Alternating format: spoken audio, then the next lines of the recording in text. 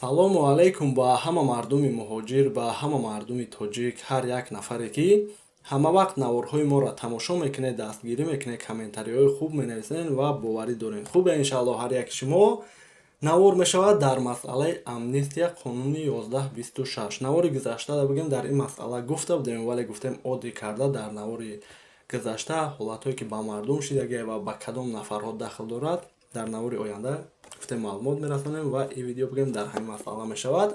Навора ҳатман то охирша тамошо кунед, лайк ва обуна шида навиҷихем барои пешравии канали мо, барои паҳншавии видео ки дигарҳо ҳам хабардор мешаванд, дастгирӣ мешавад, хуб мешавад бигем.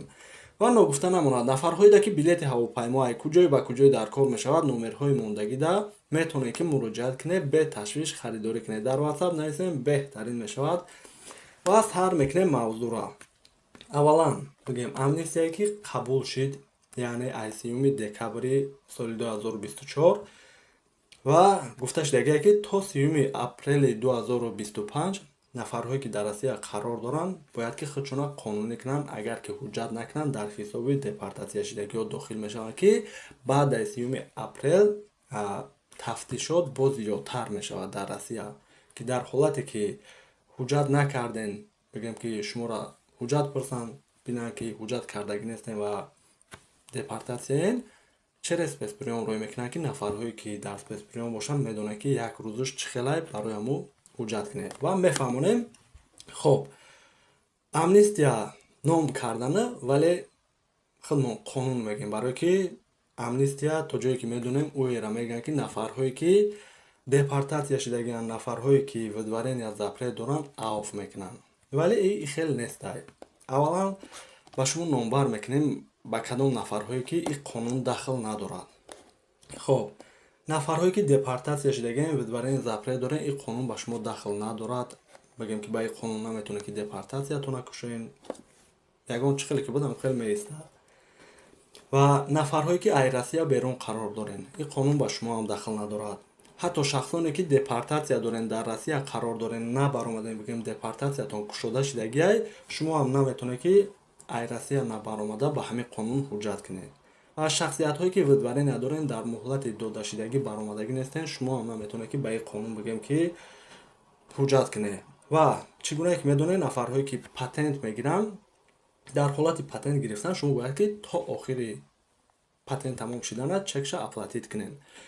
ба Тоҷикистон мерем, ё ки дар ҳамҷа қарор дорем, фарқият надорад. 5 моҳ, 3 моҳ, 1 моҳи охирша ки наспорем, патент аннулировад мешавад. ва дар ҳолати аннулировад шидан, бигем ки дуюмбора патент супорӣ равед, мегӯянд ки патент шумо аннулировад шидагӣ, яъне аз рӯзи аннулировад шидагӣ шумо баъда 1 сол патенти нав гирифта метавонед. хоб, шахсиятҳое ки дуюмбора патент супорӣ рафтен, шумо дар патент нав дан, ба ин қонун шумо ҳам наметавонед ки патенти нав бигиред. Шумо бигем гуфти рӯзҳо ждат мекунед, муҳлат ки тамом шид, патенти нав мекунем. Хоб, бигем ки ҳамаро номбар кардем ки дахл надорад. Ва ба киҳо дахл дорад ин қонун? Ин қонун фақат дахл дорад ба ҳамун шахсиятҳое ки ба Россия омаден, ҳуҷҷат накарден. Фарқият надорад 1 моҳ, 5 моҳ, 1 сол, 2 сол шид беҳуҷҷат мегарден дар Россия, ғайр аз ҳуҷҷат надоштан ягон камбудии дигар надоред. Ана ин нафарҳо бигем ки метавонанд ки ҳуҷҷат кунанд. Хоб, чӣ гуна ки медонед 2024 меомаде, агар ки ҳуҷҷат намекардем муддати 90 рӯзда, мебаромадем, баъд аз 90 рӯз меомадем. ва бигем ки аз 1 январ қонуни нав қадӣ, нафарҳое ки меоянд, агар муддати 90 рӯзда ҳуҷҷат намекунанд, бояд ки баромада 9 моҳ истанд. ва шумо агар дар Россия қарор дошта бошед, беҳуҷҷат бошед, шарт нестай баромадан. вазъияти границаро бигем медонед ки чӣ гуна шумо рафтен, вақте ки аз Россия баромаден, ба мошинам бошад, ба ҳавопаймоам бошад, ягон нафар ягон кор кардан наметавонад ки шумо дароед. Яъне ягон камбудӣ неёбанд, мегзаред.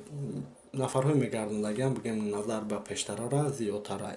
барои ҳамун ин қонун ба шумо ҳам шанс метиҳад ки набаромада ҳуҷҷат кунед. ҳамин қадар хубӣ дорад.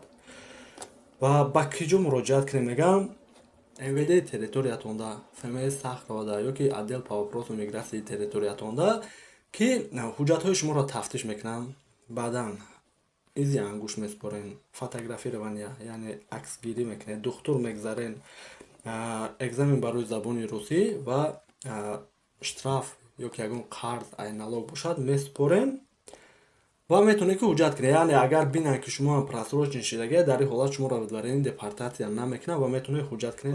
Шахсиятҳое ки бигӯем ба ҳамин қонун ки ҳуҷҷатҳошон просрочен шуда буд, ба ҳамин қонун ҳуҷҷат мекунем, дар комментария нависед, то ки дигарҳо ҳам маълумот гиранд, беҳтарин мешавад. Ё ки дар ватсапи моро ҳам бигӯем галасаҳое рӯй кунем, ба мардум пешниҳод кунем, беҳтарин мешавад. Ва ҳамин қадар маълумот. Раҳмат ки навора то охирша тамошо кардем. Мешавад ҳолатҳое ки мисол ягон ҷора оддӣ карда нафаҳмонем ё ки дар саволи шумо ҷавоб нагуфта бошем, дар комментария нависен, ҳаракат мекунем ки ҷавоб гардонем. Миннатдорум ай ҳаматон бошем.